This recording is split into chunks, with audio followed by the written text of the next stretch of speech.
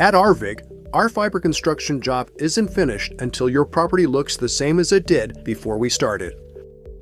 Restoration is typically performed by a two-person crew equipped with manual tools and a 45-horsepower tractor with a power rake. Services are generally restored by the installation crew while on site.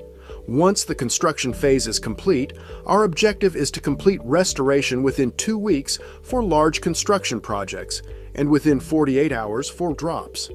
These timelines include concrete and asphalt restoration, which will be maintained to ensure public safety and accessibility using appropriate signage and fencing. We prioritize salvaging existing topsoil for reuse. When salvaging is not feasible, we provide a new layer of topsoil to promote vegetation growth. Final grading is conducted to match the existing surroundings, followed by the application of grass seed to ensure soil stabilization and rapid growth. If you have questions, our regional managers are ready to help with a typical response time of 24 hours.